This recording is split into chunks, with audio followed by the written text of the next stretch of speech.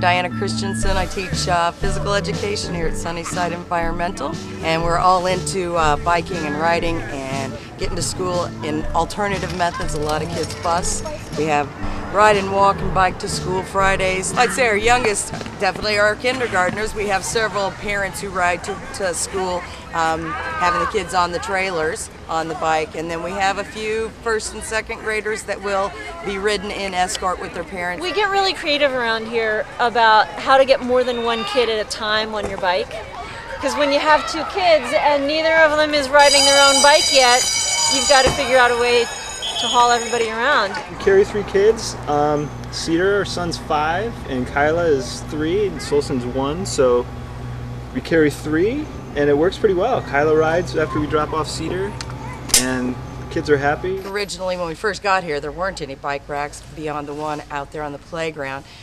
We had a set installed. I'm kind of beginning to take a bend around the wall. You can see that they we've spilled over to the railing here.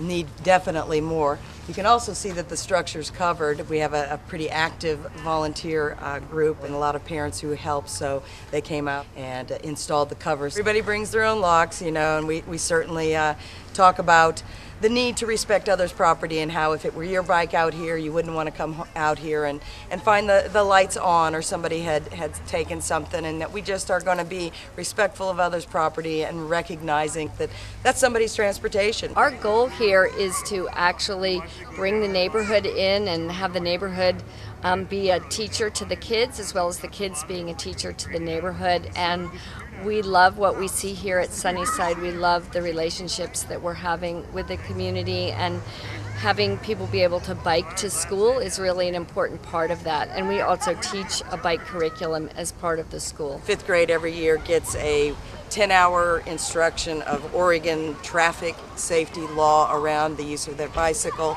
and over the course of the week from Monday through Friday, by Friday we're taking them on a trip around the city. Portland as a livable city, as a bikeable city, is an amazing place to live because we can get almost everywhere as a family on our bikes, and there's nowhere else I've lived where you can do that as efficiently, as relatively safely. There's a lot more awareness here among drivers of bicyclists as equal users of the streets than there is in other places. There are 2 busy streets we have to cross to get here, and we use crosswalks for both of those. And in fact, today, you know, I was kind of nosing the chariot out there, looking both ways to see if any cars were coming, and on my left somebody stopped, and then a big truck was coming on the right, kind of a little maybe over the speed limit, and he totally put on his brakes and stopped, and we crossed the street. So that's what I mean by a community. Like, people care about each other and care about the kids, and so I feel really safe. Love being in Portland. It's a great place. My car died last year in August, and I was like, well, what am I going to do? So I said, well, I guess I'm going to ride my bike to school tomorrow. And then I rode it the next day, and then I rode it the next day, and now I'm a commuter. And I dig that Portland allows me to do that safely.